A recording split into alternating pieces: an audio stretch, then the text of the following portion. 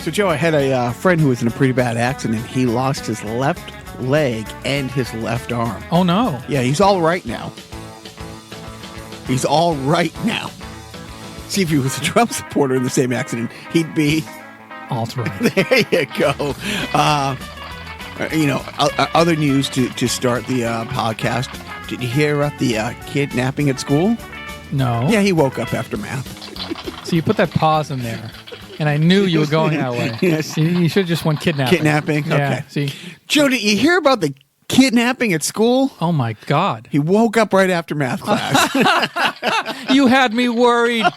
Hey, this is Jacques. I'm Joe. And welcome to Carnival Personnel. Joe, have you had a nice week? It's been 7 days since I've got to gaze across this table at you. It's been 1 week since you got to see me sitting here in my basement. I had a week.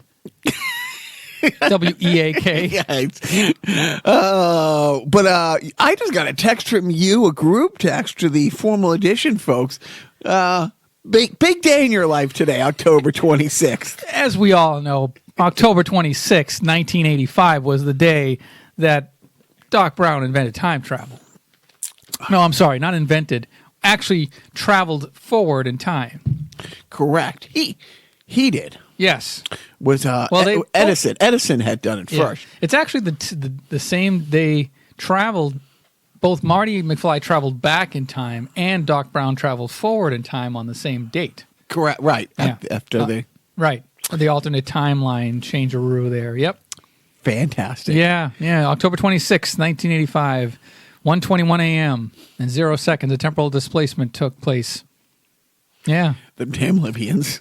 I'll never forgive Libya for what they did to Doc Brown in the alternate history. Okay, maybe I'll forgive because we're in a new... But don't forget. No, never forget. Okay, never forget. Thank you. Never forget 1026. Let's also not ever forget we're racists. Or I am. Because I made the rundown last week. I almost wanted to call this podcast We're Racists, and you talked me out of it. And I went well out of my way to talk about the sad passing of William Macy last week, yep. and elaborated on the passing of one Rip Juan Taylor. Sanchez? Oh. Juan Sanchez. But on the same few days, we also lost Congressman Elijah Cummings from Maryland. Yeah. And I think we snuck it in and mentioned it. But honestly, he don't. Well, I was waiting for Fox News to kind of make sure that they got it right because, it's easy to confuse him with the other guy. Who's the other guy that looks kind of like him? John. Same complexion, same almost. I think they took a picture once as sort of a joke. Right. Because he had confused him before on Fox News. Right.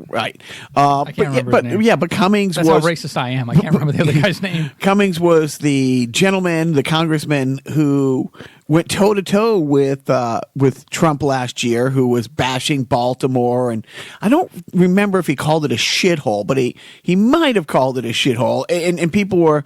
And Cummings was, quick to point out, it's like, you represent that shithole as well. It's like you don't just represent the parts of the country that you want to. All right, Mr. Chadwick Boseman, quick quiz. Which is which? I'm showing a picture Cummings of... is on the right. Okay, yeah. I'm showing a picture of John Lewis and Elijah Cummings that they took together in the same room. If you zoomed really in, you could see the name. But yeah, it's... he was a great leader for his constituents, really stood up to Trump. So I applaud that anyways, but didn't back down. But just all the stories. Obama gave a great speech at his I don't know if it was the wake or the actual, I think it was the actual funeral and stuff like that. Hillary Clinton was there, or Bill Clinton? Yeah. I think Donald Trump was not there. Not there. No, not present. But he in Mitch McConnell, was that where Mitch McConnell got snubbed? Like there was a gentleman, a black gentleman going down, and Mitch McConnell was like in the front, like standing. Everybody was standing up so he could get by, and he shook everybody's hands. He took Chuck Schumer's hand, and McConnell goes to put his hand, and he just walked past him. The look that Chuck Schumer gives him, it's all over Twitter. I'll send it to you. It's like, Get used to that because your days are coming. Yeah. But anyways, so we were remiss mentioning the passing of Congressman Elijah Cummings, and it can only be chalked up to I'm really racist. Moving on, Joe, you left the house this week. You went to a movie. You went to one of those talking picture shows. Yeah. I snuck out on my own, the incel that I am. I went to go see Joker in the theater. And actually, I wasn't alone. There were other people there.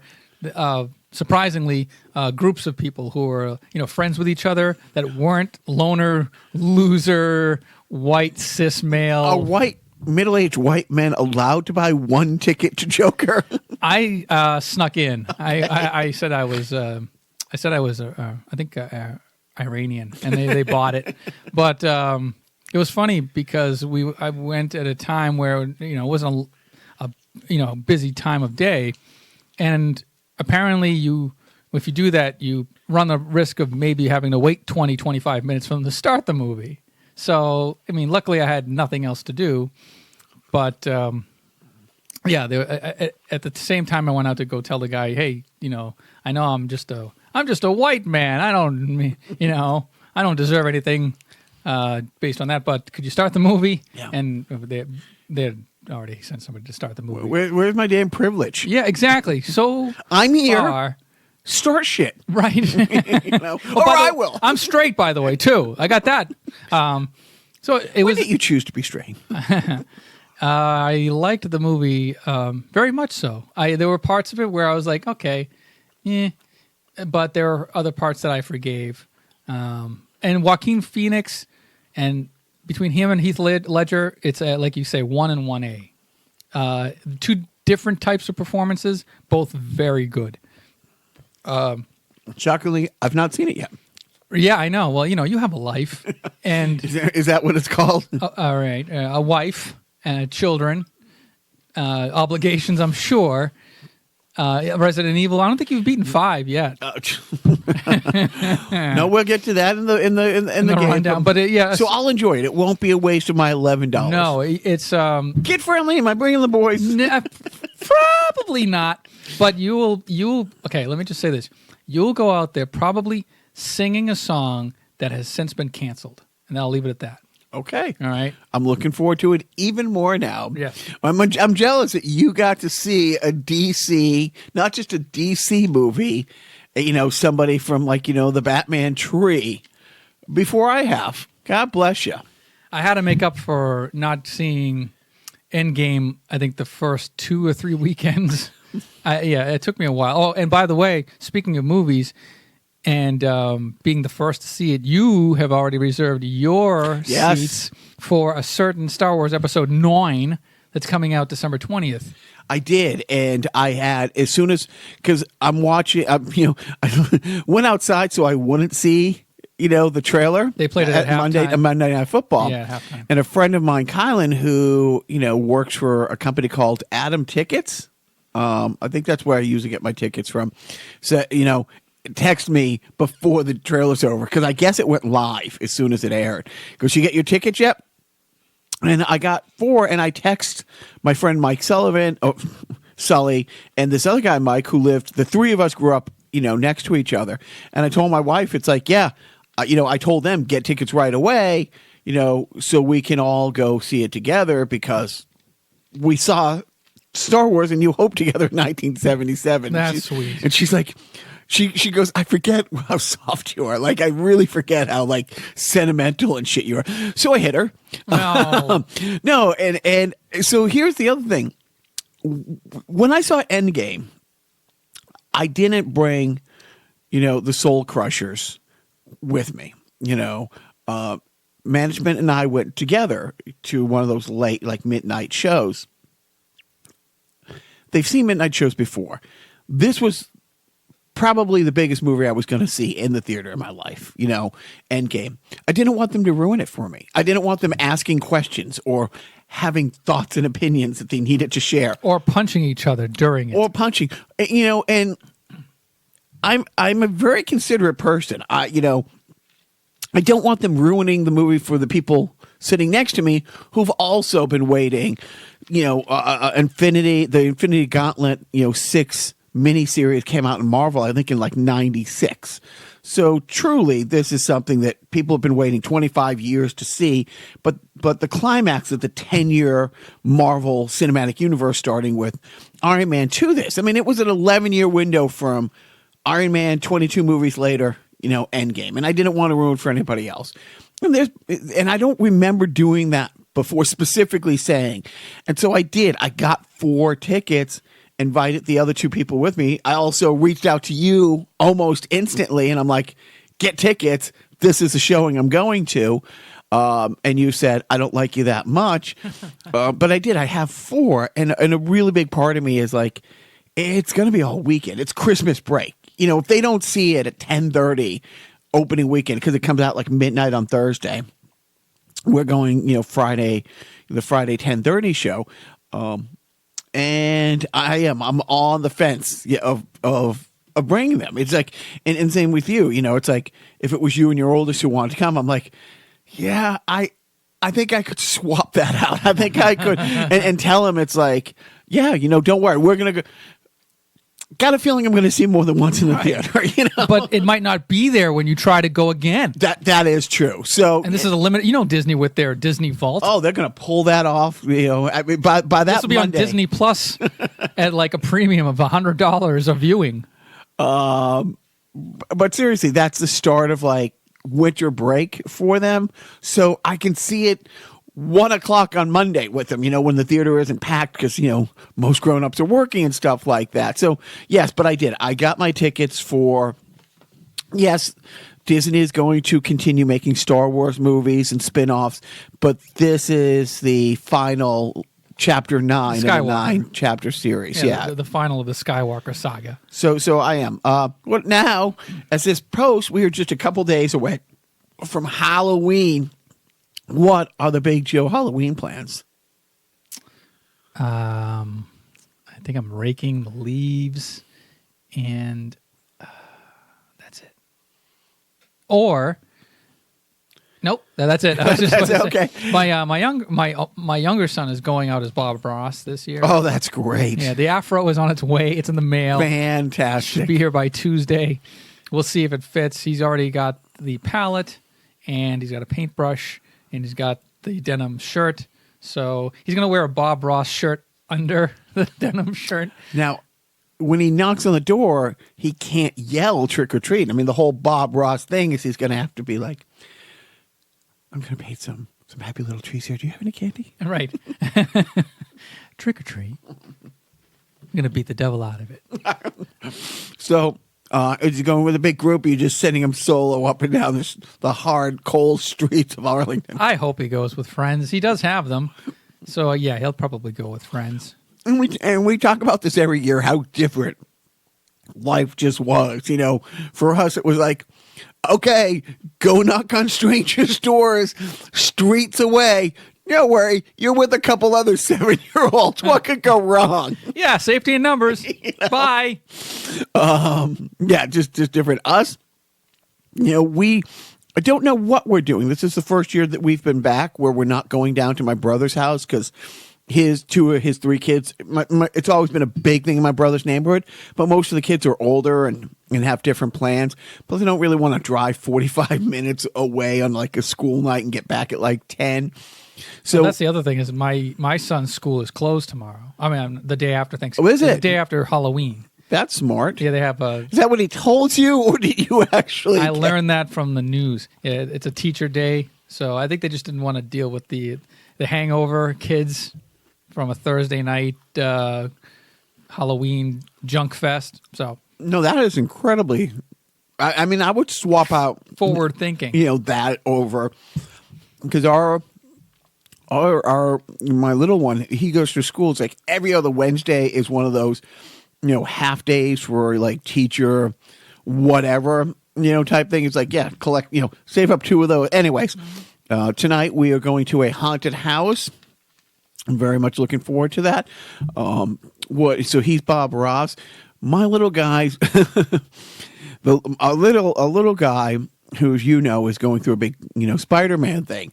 He also because Halloween is every day for us, so when he changes costumes, we're like, all right, we'll get that one too. That would just throw it in the rotation. When we went to Disney this summer, I've talked about it great lengths. He got a very expensive, full-on. It's like from the wardrobe department of Star Wars, Jedi outfit. It's a car payment, and shockingly, I wasn't the one pushing for it because I'm like, yeah, he'll wear it once or twice. If he wears it 275 times, it's worth it because it was only, let's say, $1 a wear. Where right now the per use cost has been about $275. So he has a Spider-Man outfit, but a really nice one based on the current incarnation from Homecoming or Far From Home. Mm-hmm.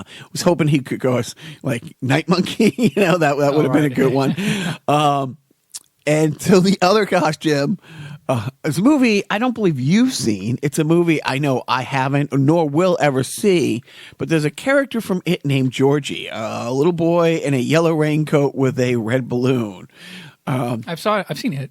Oh, you did see it? Yep. Okay, so they got management got him a Georgie outfit. We all float down here. Now she's thrown out the idea, and I guess Georgie has an arm ripped or bitten off or something like that to tear one of the yellow raincoat's arm off to make it more authentic. Great. And that way he can also pretend to be the drummer from Def Leppard. Hey-o.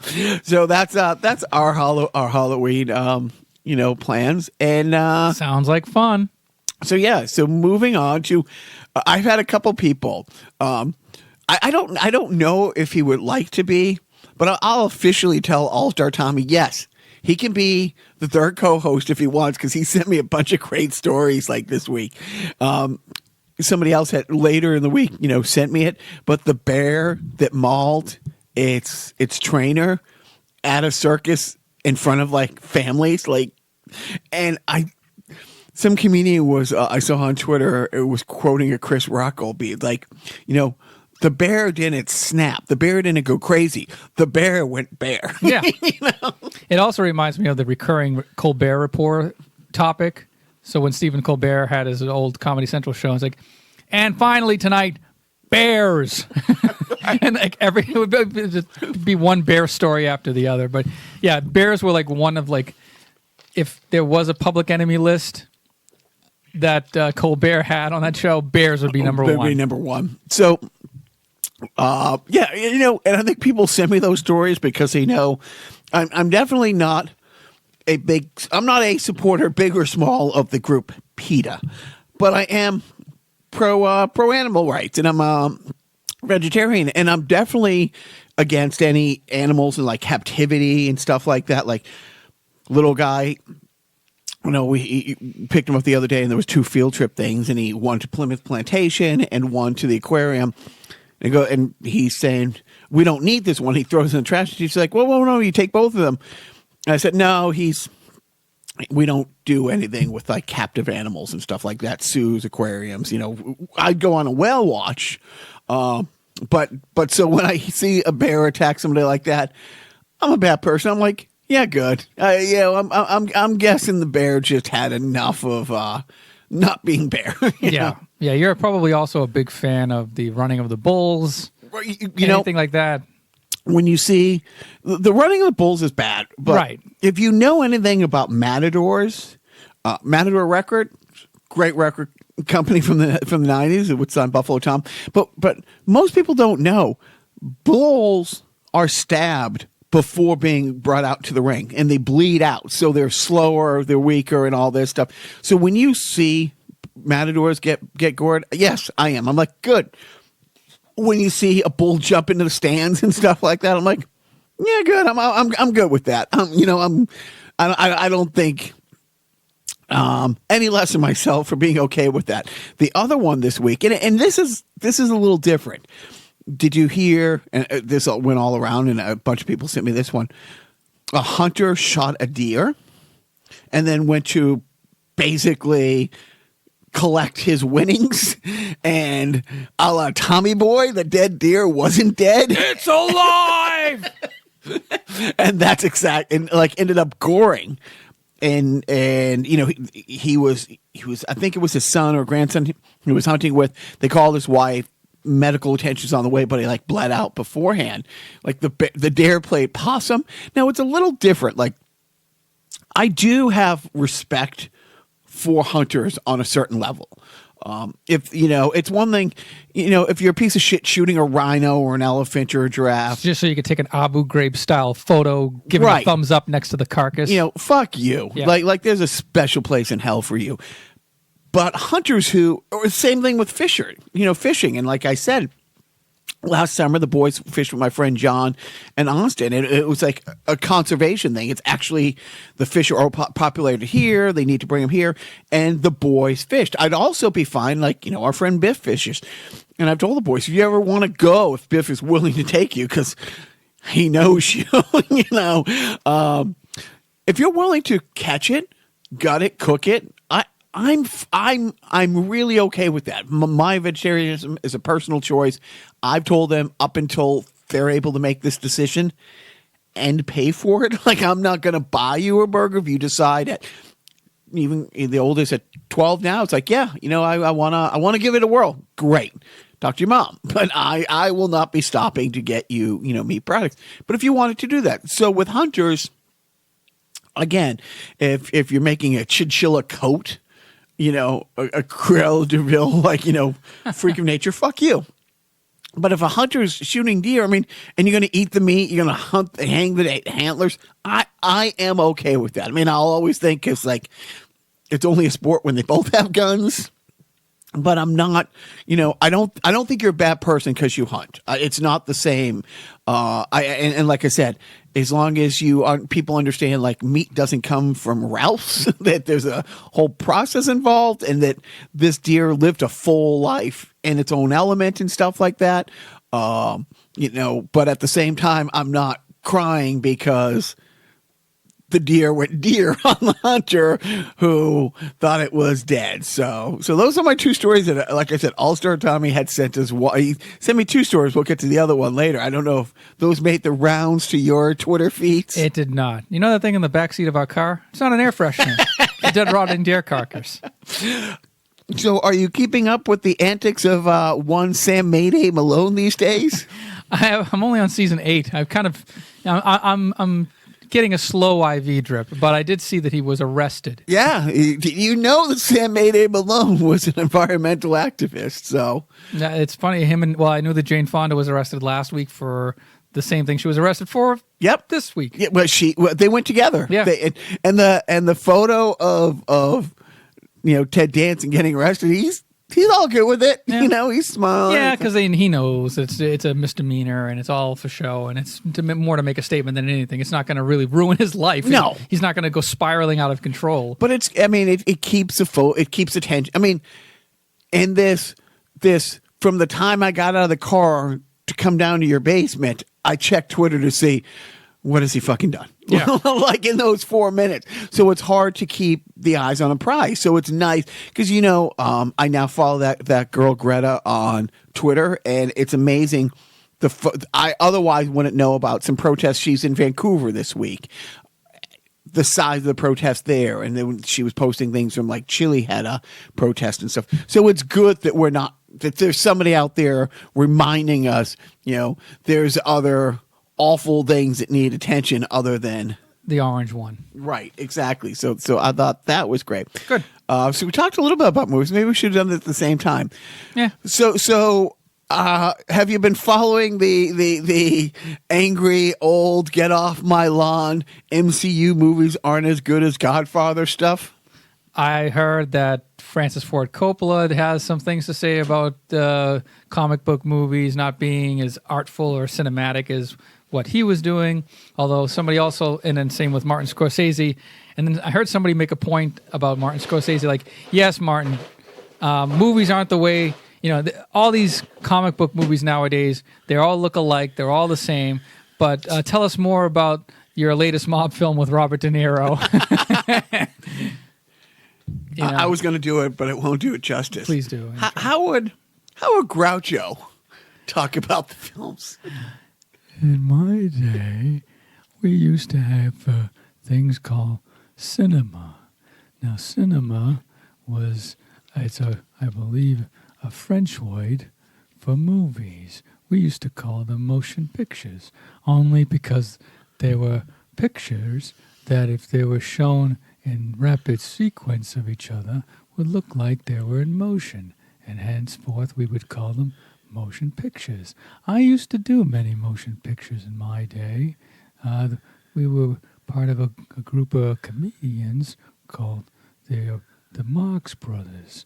It was me and my brothers Harpo and Chico and Seppo and myself, Groucho. And we would do these what we'd call movies or motion pictures, on account of they were pictures that were, if you show them in rapid succession of each other, would be looking as if they were in motion. Henceforth, the motion pictures. Now, these movies nowadays, or what we used to call motion pictures, on account of they were pictures, you see, that if you show them in rapid succession of each other.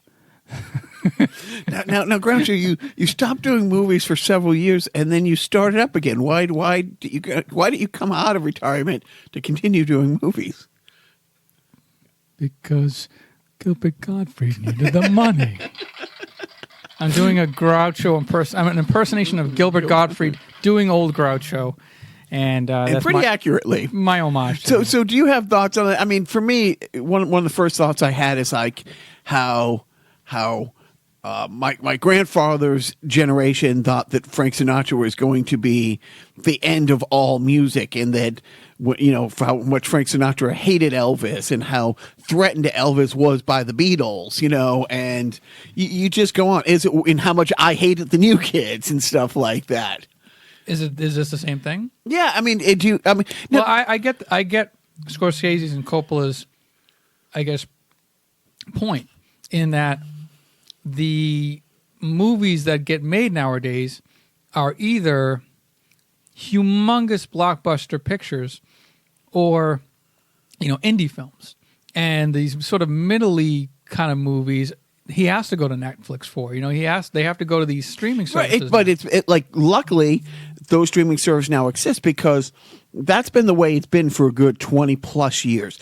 You truly have the $5 million and under range, or the $100 million over range. So the $25 million, and there's every now and then you'll find a one that does well at Toronto Film Festival that makes it into it. But the big Cineplex is right around here. There's 12 screens, and they know 8 months in advance what they're going to have in it. So they know already. Like I said, we've already joked about it. Star Wars comes out in 2 months from now. And I had to look to see which of the opening weekends I could fit into and get, the tickets and all that stuff. So it's just the way it is. And granted, yeah, I mean, The Godfather's The Godfather, and Godfather 2 is amazing. And, he would have done himself, his argument wouldn't stand up as much that his films were better or more substantial if they had done a Godfather 3, but luckily for them, they never did. So he has such solid footing to stand on. And yes, look, I get it. But, what the Batman trilogy did, the Nolan trilogy did, and the great storytelling, and that wasn't based on a storyline from the comics. And a lot of the Marvel cinema and the other stuff has been in the Justice League movie. Batman vs. Superman was based on 3 different graphic novels merged into one. Right. I mean, it's for a different audience. It's a different thing. But even let's think about this.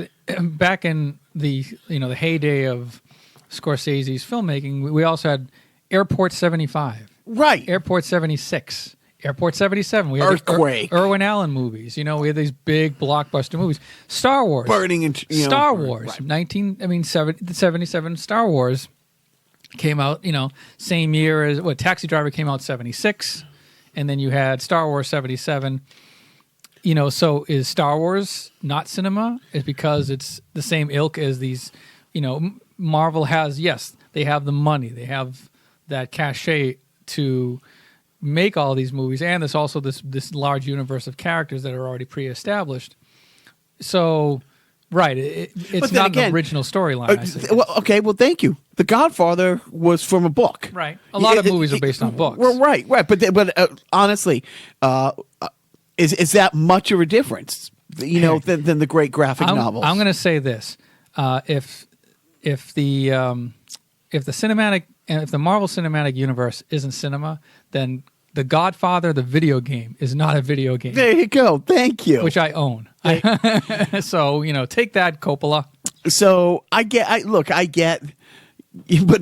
didn't even know he had another mobster movie with De Niro coming out. It's called The Irishman. It's actually going to be coming out in some theaters, but mostly on Netflix. And it's Pesci, it's De Niro, it's Keitel, I think, and Pacino, and a bunch of other people. So he's really helping young talent out there get a foothold. There's a couple of youngins, but for the most part, it's the band getting back together again. So enough about old man screaming, "Get off my lawn." Let's talk about This Week in Awful, where I can scream like an old man to get off my lawn. You're yelling at clouds. I really am. Joe, I think I'm going to have to say it. I'm with them. I support building that wall in Colorado. And I don't know if you followed that, but in one of his stops in Colorado, he talked about building a wall in Colorado. Oh, okay. And the sad thing is, it barely got any play this week because of all. Truly, I mean, the least stupid, offensive. I mean, it's not illegal to be that dumb, but he was talking about the wall that they're building on the border between Mexico and Colorado, and it's it's a great wall. It's this, it's that, it's the other, and of course, all the lemmings cheering him on, just thinking it's the greatest thing. So, well, I think they're getting paid, aren't they, to cheer him on? No, they're not getting paid. But seriously, just scream Trump and hasn't cheer. paid a goddamn person ever. No, that anyway. That is true. Yeah. Yeah. That's great. But we were talking about protest earlier, and Jane Fonda and Sam Mayday Malone and stuff. Other people are standing up for what's right and what they believe in. And the GOP this week, I don't know if you followed, they stormed the gates of justice. Just like the proud men and women that stormed the beaches of Normandy. I don't see a difference. No. I do not see a difference. They were all white. Same thing. Here's what's awesome about that. Again, I think this is the second Chris Rock reference that this podcast was. It he who had the character, the wrong but loud guy. Was that a Saturday Night Live skit he had? No, I think it was on the Chris Rock show, and Tracy Morgan was a guest, and he was just coming up. And Chris Rock said to Tracy, "You need a recurring character that will stand out. And I'm going to invent one for you right now. You're the loud but wrong guy. Where, your first argument is ketchup and mustard is the same thing." And that's less absurd. So, this is the impeachment hearing things. As we talked about, I think like last week, it was mocked mercilessly. And it wasn't a tweet. It wasn't one of his rambling things in front of a helicopter where he pretends he can't hear the question. White House lawyers sent out a letter forbidding anybody in the administration to show up at these hearings. But the wording of it, and it truly lacked even federal judge says, are you sure this is a legal argument you want to go with? Because you will never get hired by a firm after you leave this administration ever again for putting your name on this. And so, other people are coming forward. People have been forbade to showing up, but the GOP stormed the proceedings, saying that, when you can't protest, when you can't stand on merit, you stand on the process. They can't argue he didn't say these things, he didn't do these things aren't illegal, these things aren't constitutional, but the way you're having the hearing. These are the standard closed-door impeachment inquiry hearings that go on. That's part and parcel. There will be open floor hearings in due time, but right now they're in the preliminary stages. And by the way, the GOP stormed in on other GOP members. Like, they were GOP members who were invited, who were told to not go. In today's civics class, whoever is in charge of the House, who's in charge of the Senate, there's different committees, and they're preordained. This is an 11-person committee. There's 6 from the side that has a House, and there's 5 from the minority party and stuff like that. It's always the way it is. But yes, not everybody can be in these meetings. You can't have a closed door hearing with 435 Congress people and stuff like that. Well, it was an obvious circus shit show to throw a wrench in the works and to disrupt and to make it to grandstand in front of the public, and so that their supporters say, "Oh, to dirty up the water." It's like, thank God that they're standing up for justice. And fine, I mean, when you see something on Fox News, when you see those rare fuck ups where Fox News books somebody who's going to say something that makes sense. I mean, they got that troublemaker, Shepard Smith out of the way. Yeah. But they had, a former, GOP, or a current GOP congressperson on who said, these are the rules that were signed in by Boehner. Yeah, John Boehner. That we used during the Benghazi hearings, that we used during the email things. This is the exact same rules that the Republicans voted on, that the Republicans signed into law, that the Republicans used for our hearings for Benghazi and the emails. There's nothing different at all, except for the fact that the Democrats are playing by the rules that we signed into law. And it was great because the Fox people were like, we got to go to commercial. We have no commercials. All the sponsors have bailed. But that's the thing. It's nothing but grandstanding, and it's nothing. So people like my parents will say, the Democrats are hiding shit from us. Right, exactly. So, and when you have people like Lindsey Graham saying, "I'm going to out the whistleblower," it's like, let's not start outing people, Lindsey. You saying outing people is a little suspicious. So that's the thing. It's like when you're going to out a whistleblower, you just exemplify, why some hearings. Grand jury, and when Trump was saying that he doesn't even get to defend himself, at a grand jury hearing, nobody defends himself. You have to have a hearing in order to get the warrant to kick down the drug dealer's door. You can't just say, you have to compile your evidence, you have to make your case, and then you have to find out if there's enough material and if it's credible, if it's legit, to move forward with it. By arguing on process, because they've run out, they're out of ammo. They can no longer say he didn't say quid pro, or he did this or that. It's like, everybody along the lines have already said, yep, that's exactly how it happened. So anyways, enough about that. But let's, like the GOP at the closed door hearing, I want to storm through the rest of this week in office. So Barr, again, we've been saying it ever since he's been sworn in. I mean, he got the job because he went on Fox News and said that a president can't be indicted during the Mueller investigation. He was very adamant, even if Mueller come back with, all Remember the Bob Mueller? Remember how he was like Mighty Mouse. Here he comes to save the day. Not so much. Well, the thing is, he did his job. The problem is Barr did his job. And by his job being the president's, I can't say the word, getting back to the Godfather, consigliere. He got the job at the head of Department of Justice, as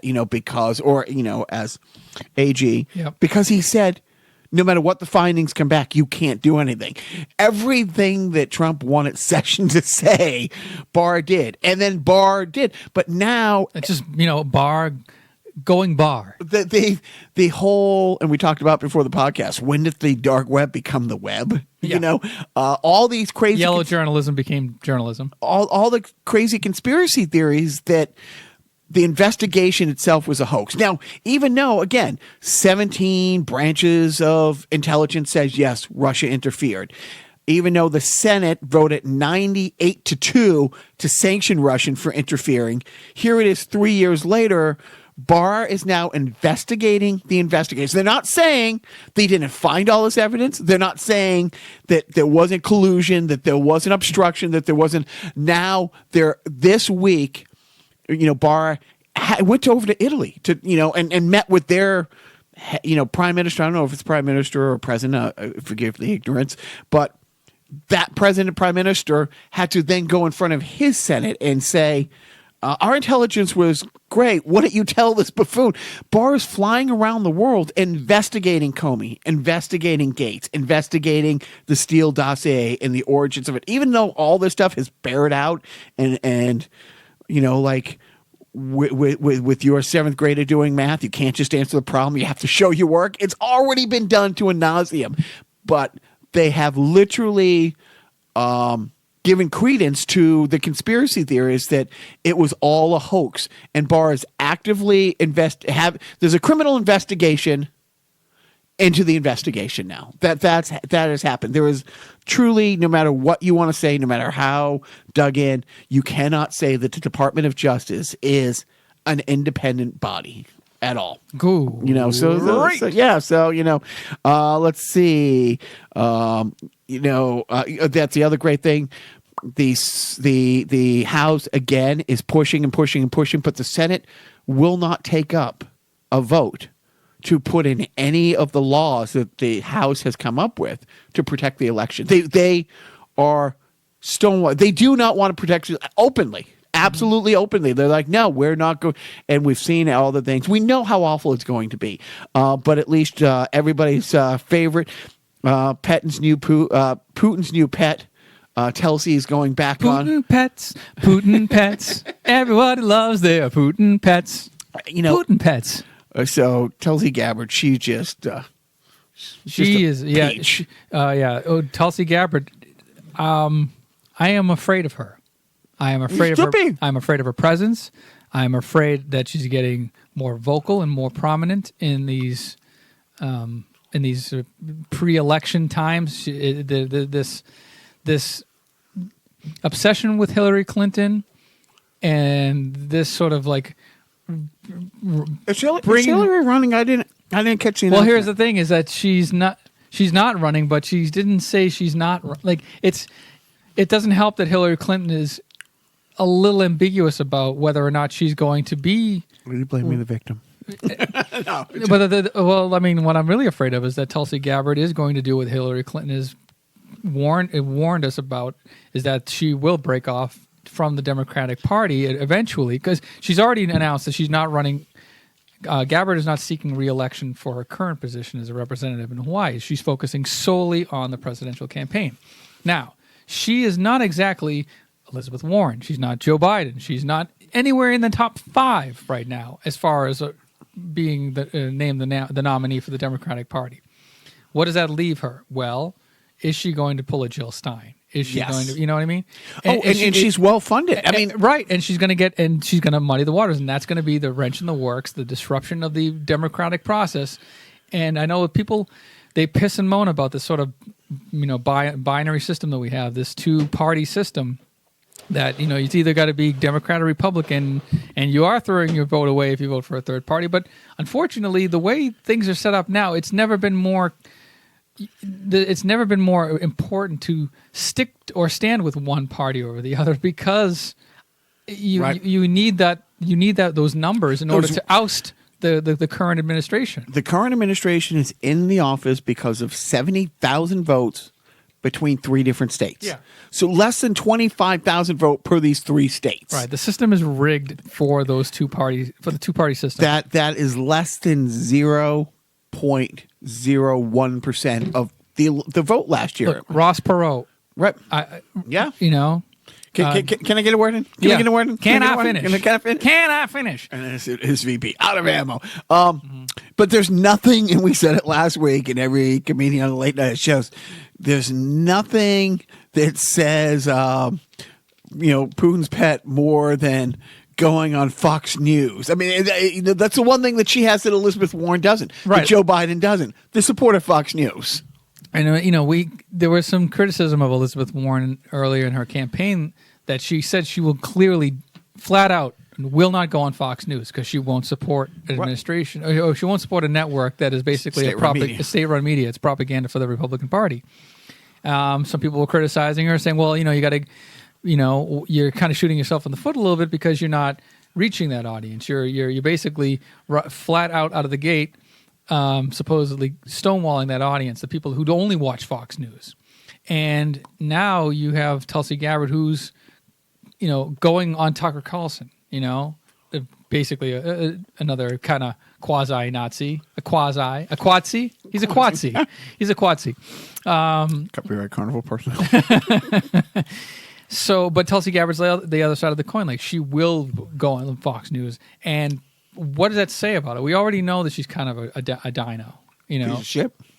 That's what I would say about her. Right. Or was that rhetorical? I was saying a Democrat name only, but same thing. Yeah. Is that what I said? She's she's going to be troubled, that one. And I don't know if there's anything that can be done about it if she does get, because there's a lot of like centrist kind of people who are like, yeah, they like Tulsi Gabbard. Like the male centrist kind of, middle of the road people who aren't very political like Tulsi Gabbard because she's military, she's attractive. She hates Hillary. Yeah, she hates Hillary. She thinks, she's spouting these, she's kind of giving credence to some of these weird conspiracy theories about the Democratic Party being rigged and all of this stuff. And she's going to be the one to sort of like, she's going to be bringing the truth out in the Democratic Party. You know what I mean? Like she's going to expose the lies that the Clintons have been imposing on this party for decades. Are you more worried about her? And this is a legitimate question. Are you more worried about her or a Bernie Sanders who isn't the nominee?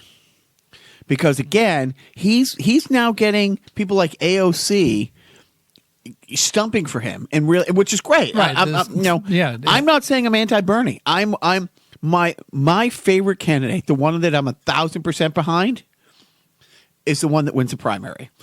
I'd like it to be Elizabeth Warren, even if it's Tulsi Gabbard. If it's Tulsi Gabbard, sure, yeah, I would. I'd have to. It's kind of like what Donald Trump was like. You got to vote for me. I'm the only one. Like it's like even if you hate me, you got to vote for me. And so, but where Bernie, and he was asked point blank, will you stump for? Will you throw your support behind whoever is the nominee? If it's not you, it's going to be me. It's like, I understand. It's 1,000% it's going to be you. But if it's not you, because you have another heart attack, because you're going in an office at 80. But is that that's a loaded question. It's like, wouldn't you presume, I guess, well, because what happened to him in 2016, maybe you're thinking he's not going to throw his support behind the Bernie bros did not get behind Hillary. Uh-huh. So again, that's the rage within margin. So I guess it all depends on who the nominee is. Like if the nominee is a white man, like Biden, maybe they will go for Biden. Maybe. If it's Warren, maybe they won't. But if he tells his people, like, look, we're on the same, especially with Warren, we're their friends and they're on the same page about so many things. Maybe anyway. I guess it all depends on how it shakes out. Like if we know what came about with the DNC and how they aced out Bernie and how it was, it was kind of muddy, and that may not be hopefully that won't be the case in 2020, but who knows? We've exhausted this point, I think, to these. So the last awful thing, and I hope you haven't seen it. Did you see this hashtag Stand With Ryan on Twitter? And forgive me again for Rex Ryan is in the news again for not knowing the is Down syndrome still the right term? I don't Downs or I don't know. I don't know.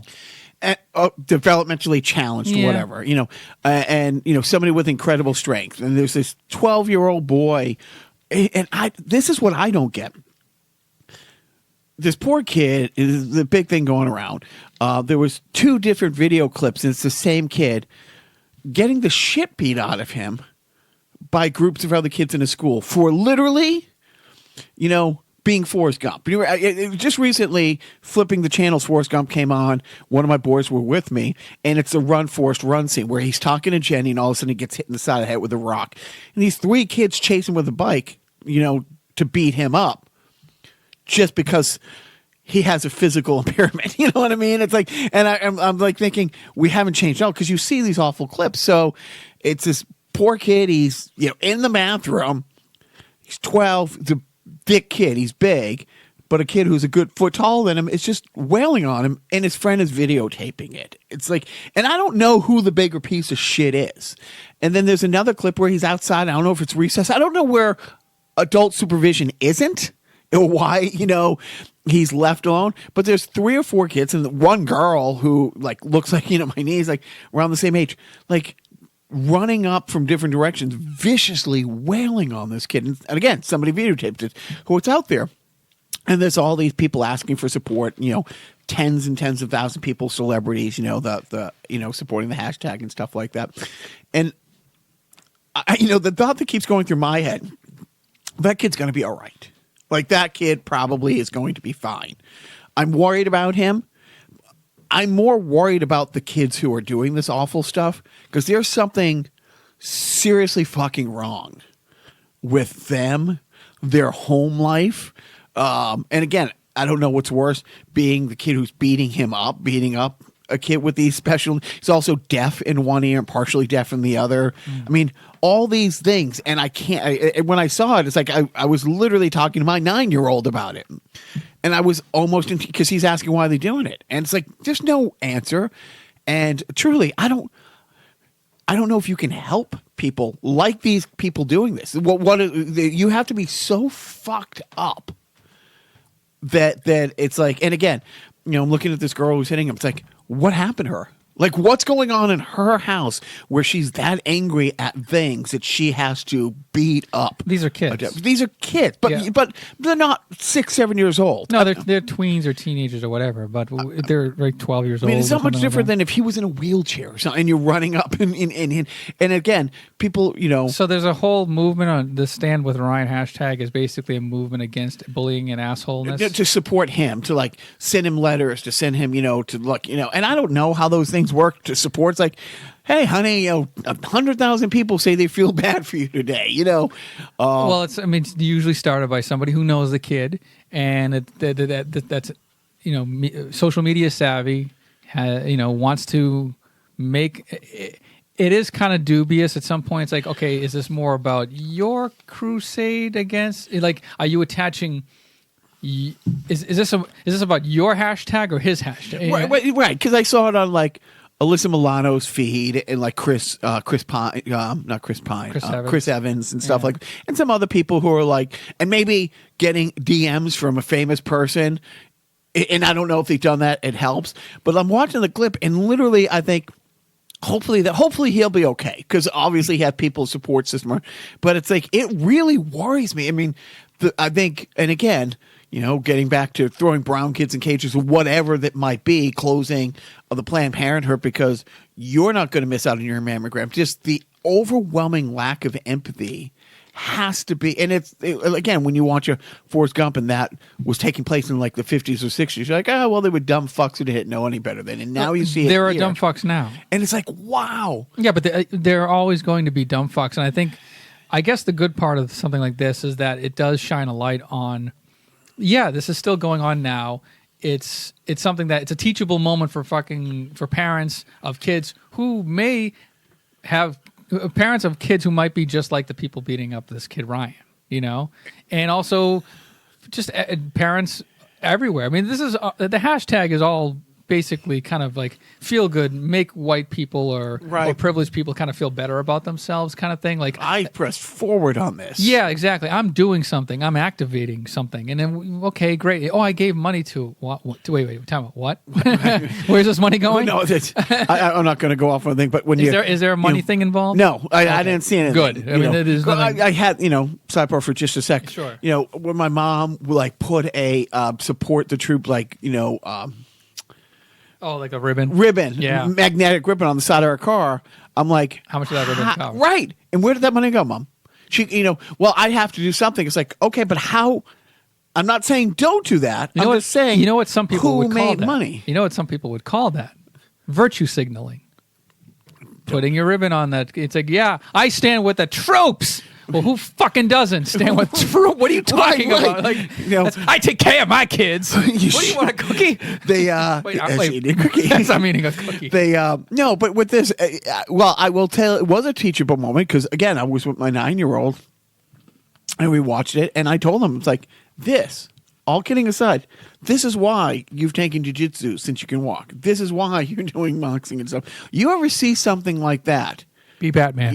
I'm like, and I've told them, it's like, remember the rule. You take out the biggest fucker first. Just literally as quick and as hard, get it down, then grab the second guy and just, bridge submit, snap an arm, do whatever. He's like, if it's at school, I could get suspended. I said, if this happens at school and they don't fucking bring you up on stage and give you a medal, then I will submit the fucking principal. I don't care how tough she is, because literally, you ever see something like this, don't videotape it, and so you can send it out to show everybody how awful it is. You take out the biggest fucker first and just as brutally as you can, and then make sure that you get the second guy.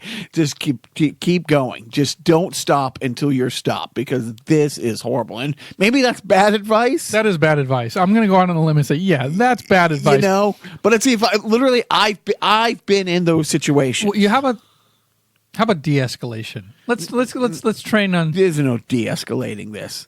Honestly, how about if you take down somebody, right? You can do a takedown. You can do right, and you can put somebody into submission, right? But you don't have to break their ribs in the process, possibly. Maybe. Yeah, but don't feel bad if you do. Okay, like you do it with authority. And honestly, I'm not saying it's the best thing in the world. Yeah. I've been in those situations. Have you seen the end of Taxi Driver? I've been in those situations where I've seen that stuff, and it's like, yeah, and the other thing I've told my boys, I'm not raising them to be Jesus, or I'm not raising them to be violent. And it is true. The more competent you are in the martial arts, the tougher that you really are, the less you have to prove it. And so that's why, the rule is, talk it out. And if you can't, just walk away. But if you're in a situation where you can't walk away, if it's go time, it's go time. And there are no half measures. And sometimes, Joe, the only way to deal with a bully is to just punch him in the face. Yeah, which I'm fine with. Right. No, and look, but I'd say take out the threat, but don't start, kung fu fighting everybody in the circle around him who hasn't started. You know what I mean? Right. But like I said, but that's a rule. Don't become the person that they have to then take down. But you just don't stop. It's like you go after the biggest one first, and that's really the only way to do it. I don't stop believing. I don't. So you know what? Enough awful. It is the week of Halloween. We're not doing our Paul Lynde sideshow.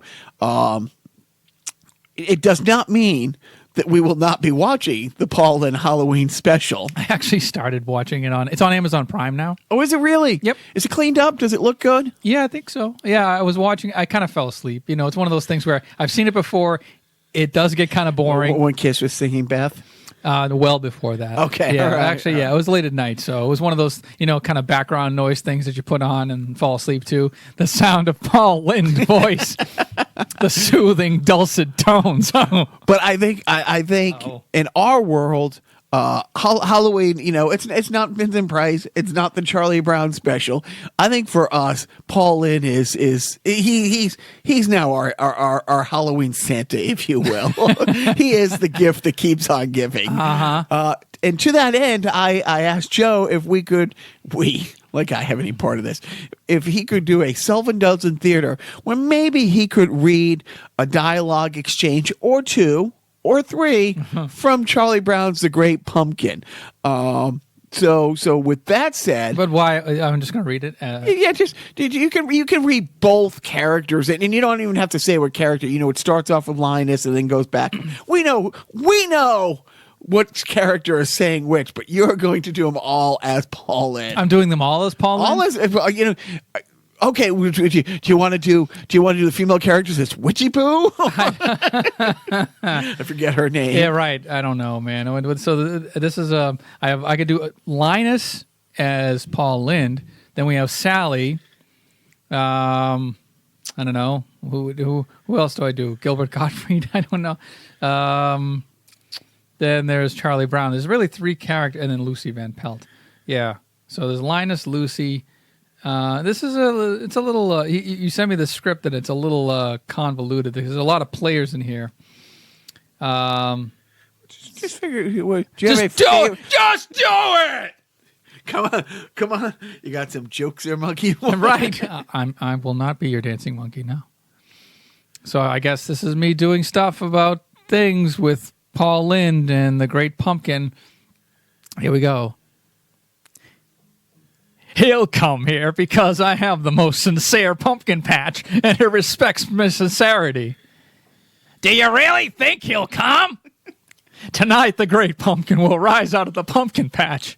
He flies through the air and brings toys to all the children of the world. That's a good story. You don't believe the story of the Great Pumpkin? I thought little girls always believed everything that was told to them. I thought little girls were innocent and trusting. Welcome to the 20th century. Never jump into a pile of leaves with a wet sucker. Who are you writing to, Linus? That's Charlie Brown. That's old Groucho. Groucho. Yeah, Charlie Brown. All right, I have to explain. Not to me. This is the time of year to write to the Great Pumpkin. On Halloween night, the Great Pumpkin rises out of the pumpkin patch and flies through the air with his bag of toys for all the children. You must be crazy. When are you going to stop believing in something that isn't true? When you stop believing in that fellow with a red suit and white beard who goes, ho, ho, ho. We're obviously separated by denominational differences. There he is. There he is. It's the Great Pumpkin. He's rising out of the pumpkin patch. Oh. What happened? Did a faint? What did he leave us? Did he leave us any toys? Hey, aren't you going to wait and greet the Great Pumpkin? Huh? It won't be long now. If the Great Pumpkin comes, I'll still put in a good word for you. Good grief. I said if. I meant when. When he comes. I'm doomed. One little slip like that could cause the Great Pumpkin to pass you by. Oh, Great Pumpkin, where are you? Gosh, that was a waste of time. You're exhausted. You put in a lot of energy. No, you dumb. Whew, I'm sweating. Seriously, I'm pitting. You use the whole stage. You really explored the space around you. I should have thrown in a Chris Rock in there or something. In hindsight. All right, let's have a defunct sponsor so you can maybe take a little nap. Oh, I do enjoy an evening with a little light entertainment. But when your video heads get dirty, you lose your picture. Not a pretty sight. Happily, this new Polaroid video cassette will help you. It actually cleans your heads as it plays, so dirty heads needn't haunt you. New Polaroid video cassettes. Get the picture? So, on to... let's call it what it is. On to Patriot talk. I was going to say sport. The drama for a team that tries to ignore the noise and just focus on the tasks at hand, not the game in 2 weeks or the game 2 weeks ago, but just focus laser. The drama is never ending. And this week was pretty great. You still have Antonio Brown openly asking to come back every single day on Instagram and Twitter, and Tom Brady still liking most of his posts. You have the Patriots picking up the wide receiver Sanu from Atlanta, who after starting 1-6, I think they realized, our season's pretty much done. But to get Sanu onto the team, they had to make a roster spot and free up some salary cap. And lo and behold, poor Josh Gordon, who's been out for the last 2 weeks with a knee injury that thought his knee injury was better and thought he was coming back, was just informed, no, your knee injury isn't better. And in fact, we're putting you on IR, which allegedly he found out he was being put on IR via Twitter. Oh, he literally said he didn't know, and he was set to come back thinking this week, and now, no, he's not coming back at all. But if that wasn't enough, Michael Bennett, the much questionable pickup in the offseason because he's crazy expensive and because he's kind of a malcontent with a couple other teams. And again, the arrogance, the institutional arrogance of, okay, sure, he was a troublemaker in Seattle, and sure, he was a troublemaker in Philadelphia, but once he gets to New England, he's going to be a model citizen and have the best year of his career. And instead of having the best year of his career, his playing time, I don't think anybody, even on the staff, again, they've played nothing but dumpster fires, but their defense is on a historical pace for fewest points given up, fewest yards given up, and most turnovers. They haven't had a role for him, and I guess he was unhappy with that, got suspended last week, and got traded for a proverbial bag of footballs. And this, being a person with no life who follows the Patriots way too much, you can tell how little Belichick thinks of Michael Bennett's ability to play football at this point, because he traded him to the Cowboys, who they play in a few weeks. Like, you know, if the 31 other teams out there, okay, he might not trade him in division. Maybe he doesn't want to trade him in the AFC because, you know, might play him in the playoffs or whatever. But traded him to Dallas, who they play in a couple weeks. And that just says a lot about what they think. And I think they got a 7th-round pick for him. Now, granted, Julian Edelman was a 7th-round pick. Who's that other really great 7th-round pick that you can think of off the top of your head? Right. Zero. So the proverbial bag of footballs. And then, if that's not enough, Adam Schefter, who's a legit, bona fide NFL reporter for 30 years, who knows the Patriots very well. He's based in New England. Has been, I don't know why. There's enough drama going on, and he is broke the news a few weeks ago that Brady's house is for sale in New England, and that he just bought a house in Greenwich, Connecticut, and that his Scientology partner in crime, Alex Guerrera, has also just bought a house in Greenwich, Connecticut, across the street. Pretty much, you know, and that he is a complete unrestricted free agent at the end of this year who cannot be franchised. So that was part of Brady's contract. He wanted a multi-year contract. They wouldn't give it to him because, don't forget, he didn't sign until August. And so his contract is up at the end of the season. He cannot be franchised. He can walk. He can literally take his ball and go home anywhere. And this season, it's one of those things where the Patriots, he feels, and he's been very public about this, it's been very un-Brady-like. He's not happy that they're winning because he's not the reason they're winning. Tom Brady wants to win, and I didn't think this before. He wants to win 38-31 or 38-35 with him, you know, putting up Madden game numbers in the face of adversity, in the face of, you know, basically like his arm versus somebody else's arm. Right. Or his strategery on the field and his playmaking decisions. Not his defense scoring more points than his offense. This is the most fucked up stat. Again, I'm not bragging that the Patriots have a historical defense. They're 8-0, and the next few games are the hardest. They have 4 tough games coming up. Up until now, like the teams they played, you know, they've played a couple teams who are 1-6, 1-5, 0-6, 0-7, like that kind of thing. They've only played a couple real games. They played the Bills. Mm-hmm. They've allowed 48 points all season. All season.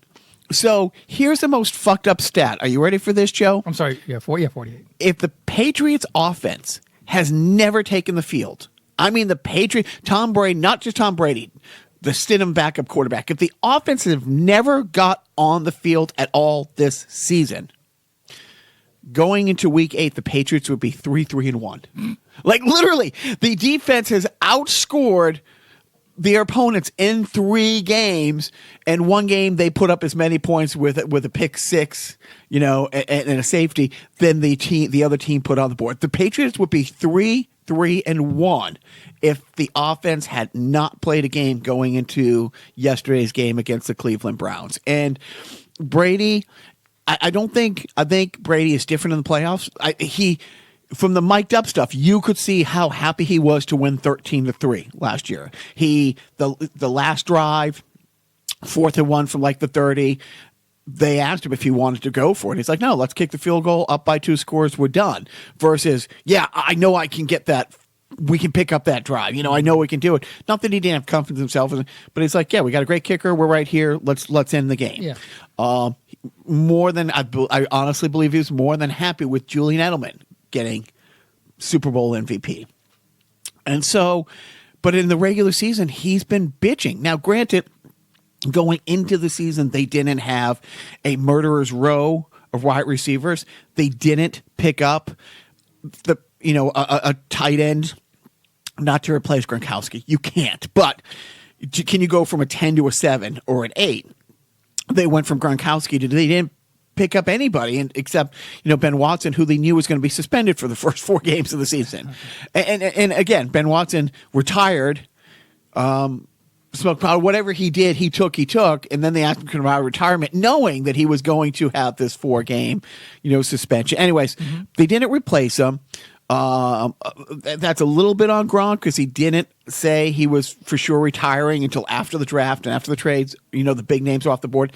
The Patriots they made legit offers to 3 or 4 big name free agent wide receivers, and one of them was like, I'm going here to the 28-year-old so-and-so versus a 42-year-old Brady. I know Brady's great, but I'm not going to sign a 3-year contract, that kind of thing. So they missed out on free agent, but they weren't sure they were going to get Josh Gordon back, but they worked really hard. They paid for his rehab. They kept him in the loop, all that stuff. Yeah, Jules, their first-round draft pick was a wide receiver. So they tried, and then when the Antonio Brown thing came, they did try to surround him with the best tools. And then for that one game, he went from having the greatest tool chest to Antonio Brown being gone.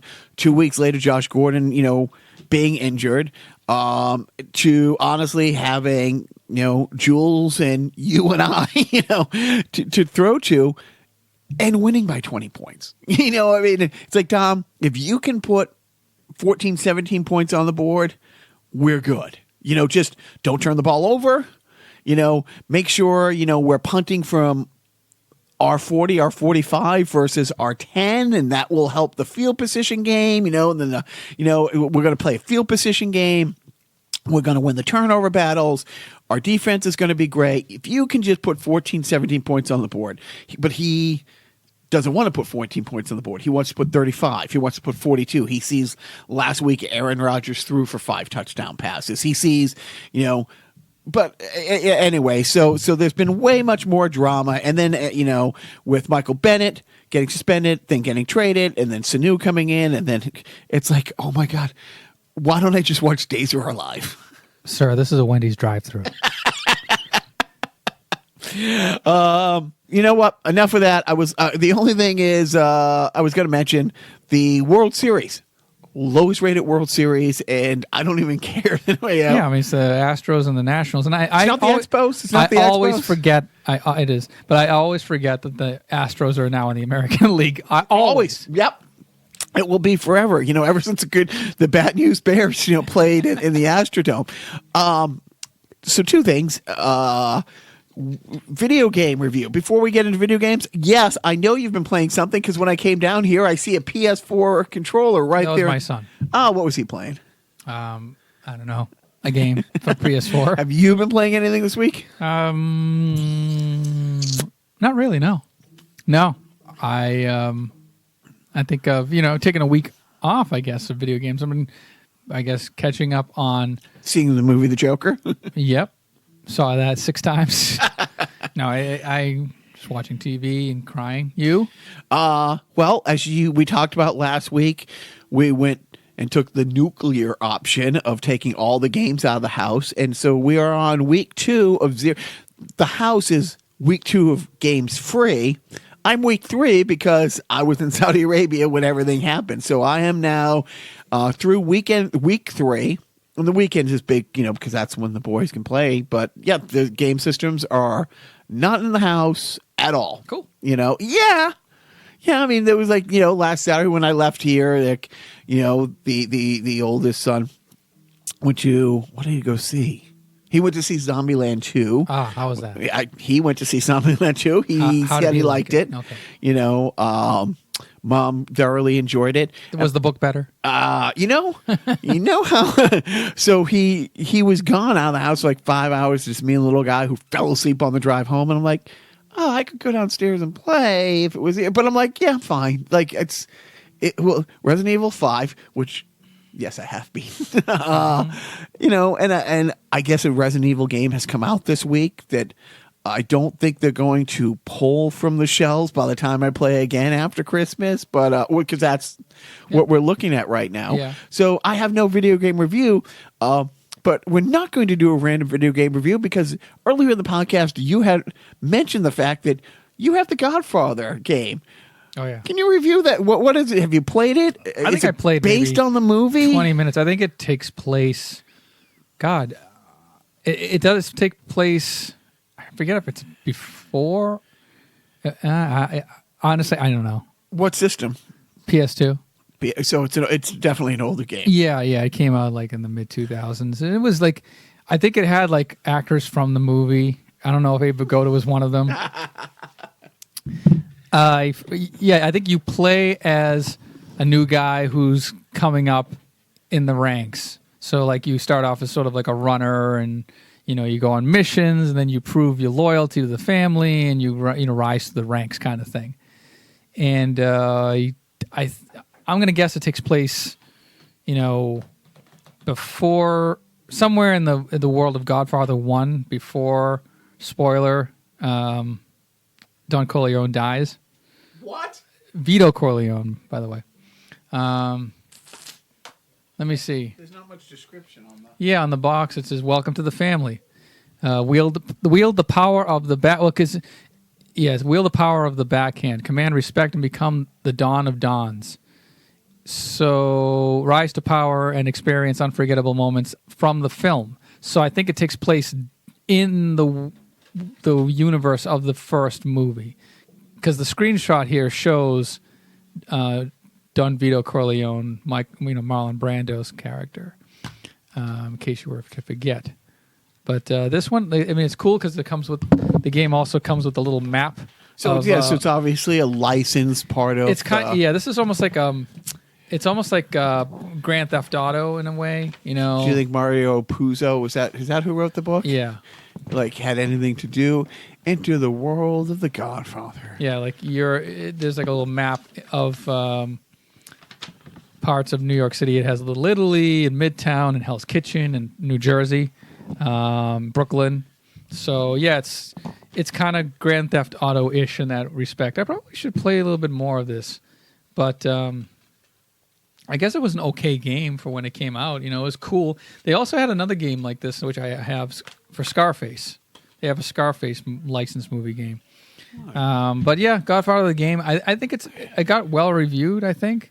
Who made this? EA. All right. I think this is right before they went to the dark side. And you think that the voices might have been some of the same? I think so. Or as much as they could. Maybe there's probably some smaller characters that they brought back. For Christ's sake, the movie came out like what 30-something years before this. I don't think the guy who played Fredo voiced his character. Well, he's smart. It's not like everybody is. Oh, Chris Cuomo he did the voice for him for Fredo. Nice. Chris Cuomo. Nice. Anyway, yeah, whatever. It's rated M for mature, Jacques. So I think your kids can play this. If they went to see Double Tap, I pulled another game. If you want to do a random review, Did you pull a game off the shelf? I did. I can't see it. No, you can't. It's an R game. It is a B game. A B game. Oh, You won't be able to see it because baseball stars. No, Battle we chess. Way, look at that! It is because you're holding it like this. Oh, I hate everything about you. This is my impression of me hating you. Pretty good. Battle chess was, I think, a computer game originally, and they ported it to the Nintendo in the 80s. And it was, I think they did Star Wars Battle Chess in the early 90s. I didn't see it up there, Joe. No, it's for the computer. Oh. But, or maybe it's for like one of the earlier disc systems, like the PlayStation, I forget. But Battle Chess is, you're playing chess, but you're battling. And I give it 4 stars. No, but it's one of those things where, if I remember correctly, like the animations are graphic, where if you kill the knight, your character is literally like if you're say like the bishop, your literal bishop character is walking across the board to the literal knight and like stabbing him with his spear or something like that, and you're killing him. That sort of thing. There's some pretty funny animations, and like Star Wars Battle Chess had that same thing, but with Star Wars characters. So I gotta dig out a video of that and send it to you so you can take a look at that. Please do. But yeah, I think this was popular, especially for the PC at the time. I'm sure it was a good chess simulator. I'm not a big chess guy. Do you play chess at all? I can. Yeah. It's not my favorite thing. Yeah. I'm good enough to know those 2 or 3 like crazy moves that unless you like rooking and that you've castling and stuff like that. Yeah. That Rooking. that you see. Not 100% sure when you can use it and why. Yep. But if I was to play a 7-year-old who's never played, I think I could hold my own. So, according to Ultimate Nintendo, the book written by Pat Country that reviewed every Nintendo game, he gave it 2.5 stars. He says, as I'm reading from the book, this is the traditional chess board game with kings, queens, rooks, bishops, knights, and pawns, with the goal to, quote, checkmate the opponent's king, trapping him so he cannot escape without being attacked by an opponent's piece, which, is checkmate. This version has an action twist. The pieces on the board are all drawn and animated characters who move and battle each other in a predetermined cutscene when a piece is taken. So 2.5 stars, I guess maybe not so hot there's plenty of other games that were chess based for the Nintendo, like Chess Master, maybe a better game. I don't think there's Mario Chess, although I do have a Mario Chess board in my closet because of course I do. So there you go. We get 2 video game reviews, quote unquote, for the price of nothing. And let's take you're going to look up the price of Battle Chess on eBay for the Nintendo Entertainment System, cart only. I think I found a good one. What are you thinking? $6. $2.60. You know what? I should have taken the 2.5 stars closer to heart. And all right. So moving on. What have you watched, or what are you going to watch? You gave a little review to me earlier. I just watched. It just dropped on Friday on Netflix. The new Eddie Murphy movie called "Dolomite Is My Name." It's the biopic of Rudy Ray Moore, the real life comic turned. I didn't know that he was also. So Rudy Ray Moore was like a legendary comic. He put out those party albums in the vein of Red Fox and all that stuff. Like he self-published a lot of this stuff because his stuff was even dirtier and went further than Red Fox's. Like Red Fox's was more double entendre, and he would say, like, they got into the minutia in the movie. Like they talk about like some record publisher saying, Red Fox can say cocksucker, but you can't say he's sucking cock. Like this, but Rudy Ray Moore said that, like he would get graphic, and he became popular on the Chitlin circuit, and self-published a bunch of albums. Oh, he self-published one album, got a distribution. I'm getting into the weeds with this, but then he went on to produce a movie, self-made essentially, called Dolomite, and that started like a little franchise, late '70s blaxploitation series, where it's just him and his friends, literally with some college kids, put together a movie that's in the vein of Shaft, and they show the filmmaking process. This movie is very much so a showbiz movie, like an Ed Wood, and it's actually coincidentally written by the same guys who wrote Ed Wood, Scott and Larry. Ed Wood's a great movie. Yeah, and this is a great movie. I like it. I liked it a lot. I might watch it again and Eddie Murphy is great in this movie. It's just like he's true to form. Like he's perfect. Like he plays the role great. His supporting cast is great. You have Craig Robinson and Mike Epps, and Snoop Dogg makes an appearance. Chris Rock makes an appearance. There's some lesser known actors that are just good, really good. The tone is great. I laughed out loud a bunch of times. The N-words are flying. I think Quentin Tarantino's suing for copyright infringement because of the... Hey, that's my thing using the N-word. Right. So, I think he had it right. Does he have like a trademark on that word until the year 2022 or something? But this is it takes place obviously in the mid to late 70s.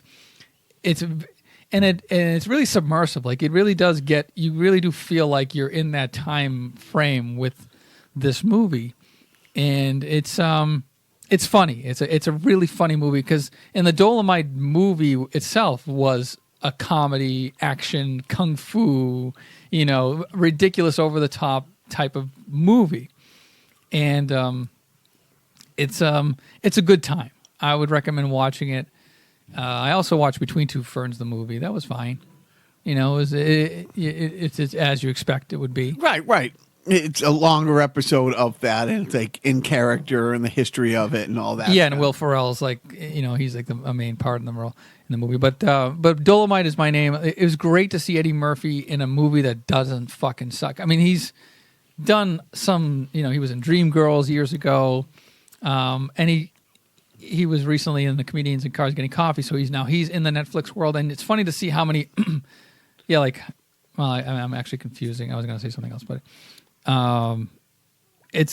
Hopefully the reception of this movie will be strong enough where it will encourage Eddie Murphy to do more projects like this and maybe do a stand-up special. It might not be, but it would be. I would love one more special. I just want to see it. Yeah, just if it's bad, if it's good or whatever, just to see it one more time. But hopefully he does another movie like this. And it's a good time. It feels like it could have been released in the theaters like that. It's that good. No, well, their level of movies have been like that for a while. I mean, one of the movies won an Oscar like last year, right? So they got all that. The only thing I've watched this week really, Once Upon a Deadpool. It is the PG version of Deadpool 2. And I forget what Deadpool 2 was even called. Deadpool 2. Was that just what it was? Yep. So a little bit of a spoiler. Forever, like you've seen the publicity in the trailer, it's the start of Princess Bride. It's a la, is it Peter Falk reading a book to a 10-year-old, 12-year-old Fred Savage. And they flash forward. So that's how the promo, you always saw that. And it's great because where Deadpool was playing the Peter Falk. Deadpool's like reading, to Fred Savage. The real Fred Savage. The real Fred Savage, who's in the same outfit and the same... Except he's 41. Yeah. And it's great. And he's like, I forget how it starts, but, Savage makes some, crack about... Deadpool not being in the MCU. And he's like, we're Marvel. Yeah, you're Marvel, licensed through Fox. It's like saying, if the Beatles were produced by Nickelback. Yeah, it's music, but it sucks. And oh, Nickelback, will you never stop getting ragged on for your shitty music? And you know how it's become a thing how they always now show a scene in a trailer that's not in the movie. Yeah. There's an extended version of that where Ryan Reynolds / Deadpool goes on a rant. It's like, no, Nickelback is great. They've sold X amount of numbers, things. They have X amount of Grammys. They have 4 Juno Awards. Those count. But so I always thought that was just a promo thing. This is throughout the whole movie. It toggles back and forth. Right, because they had to cut some stuff to make it PG-13, but in order to fill up the time, they put in these little interstitials between him and Fred Savage. And so I haven't seen this since I saw Deadpool 2 in theaters. Mm-hmm. How did it hold up? It's great. Because I've seen other, it's really funny. I saw a clip, one of those hidden Easter egg, things on YouTube after Deadpool, how, remember Deadpool, how he has a friend who's blind, a black woman who's blind. In the comics, I didn't realize this. He held her captive for like a year or so, made her work for him. Oh, God. And he would always joke that it's like, that he had the cure for blindness. He's just not going to give it to her. Right. So in this movie, he has to go to her apartment. He has like a hidden safe in the floor there, and with piles of cocaine, and he, because he's depressed, and he opens it up, and he goes, and it's labeled sugar, and he takes out a bag of cocaine, and you see underneath there an item that's labeled cure for blindness. So it was fun. It was great. The boys forever have been asking if they could watch it, because every time we're getting something on Apple TV, it always comes, you can always see it.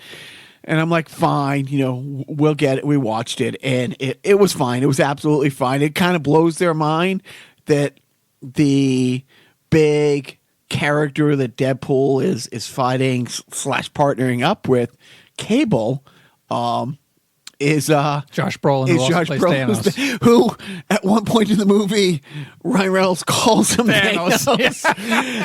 It's great because they Fred Savage, when they would cut back to him, is shitting on the movie and the lazy writing and all this stuff. And at one point, Deadpool breaking the fourth wall is like, well, that's really lazy. It cuts back to Fred Savage goes, see, you just threw it out there to make up for it so you could say, well, we know it's lazy writing. We made a joke about it being lazy writing. So all the lazy writing before was really intentional. And he's really blasting up. But then he goes, wait, Cable's in it? And then Fred Savage kind of really sits up and he goes, and Deadpool's like, oh, you know who Cable is? And he gives him the entire backstory of the character Cable from the Marvel comic world and stuff like that. He goes, well, I hope you did his backstory and his character real justice. You didn't just throw him into the mix all of a sudden without building up what a quintessential person he is, not just in the Marvel world, but in the X-Men world. And Deadpool's like, moving on. Right. So it was great. Highly, highly, highly recommend it. I really do. It was great. But now that we got all the stuff out of the world, we can go back to talking about the Pates or parenting tips. Pats or parenting tips. What would you like to go with? I'm looking at you thinking parenting tip. I'm actually thinking of Biff right now. And I'm thinking, Biff, if you yell at your device right now what you want Jacques to talk about. All right, big boobs. He wants to talk about boobs. No. Parenting tip. You got one before I go on? Huh? Because I don't have a parenting tip this week. This comes from our third co-host, All-Star Tommy. Oh, my goodness. Who sent me another. He's like, you're going to love this. This is like when they would write into Mystery Science Theater. It is. Put this up on Still Store, Cambot. Talk about lazy writing, like letting All-Star Tommy do all the legwork. But Please. It's great. So caught up, one of the people caught up in this, cheating your way into school, the side door entrance, as they were calling it, for these entitled kids to get into the better schools. By the way, Felicity Huffman just finished serving her 11-day of 14-day sentence. Yeah, it's so great. I mean, I she's come out stronger. Yeah, better person. Yeah, I think. Did she serve time? Or did she make time serve her? Did she get a law degree while she was in there? She, really soul searching, reflective. But anyways, one of the people caught up in this is the actress Jane Buckingham. Jane Buckingham or Jan? Is it? I thought it was. You wrote Jane. I thought it was. Okay, so it's Jane. I'm stupid. I don't know. We all know that. So she wrote a parenting book, about 10 years ago. Mm-hmm. I don't know if in our parenting book she had a chapter in there about spending $15,000 to have somebody else take your kids' SAT scores for them, and then end up, being caught up in this huge thing and getting some jail time. Mm-hmm. So my parenting tip would be go out and buy her book, and and just before you read it, just burn the fucking thing, because not that I'm into book burning, generally speaking. What are you, fucking Tucker Carlson or Sean Hannity over there? But I'm thinking, let's own the libs by buying their product and then not using it. I was doing it for comedic value. I know. Thank you for being one of the characters from X-Force who spits acid in the whole Deadpool thing. Anyways, no, but it's just great. This woman 10 years ago is writing a book, and that's what I love about our parenting So tips. she wrote a book on parenting tips. Parenting tips. You know, or how to be a parent, and she had her daughter, and she knew everything about everything so much that she had to advise the rest of us, on it. And she went to prison for 3 weeks, paying a proctor to take a test for her son. Right. Okay. So was that one of the parenting tips that, have somebody take your test for your dumbass kid that you failed raising right and they couldn't pass the SAT? My kids won't pass the SATs. Did you take the SATs? I did. Yeah, I got an 1100, I think. Or 10 or something. It was kind of mediocre score. Never took them. Yeah. You don't need to. You got a full ride. Well, we didn't get full rise to Division 3, but That's I got fine. you can come play here. Don't SATs. Don't worry about it. What's the simplest classes we can get you in? Filmmaking, all good. You don't even have to buy books, which I didn't. Hey, at least you finished college. A lot of people go to school for 6 years, Joe.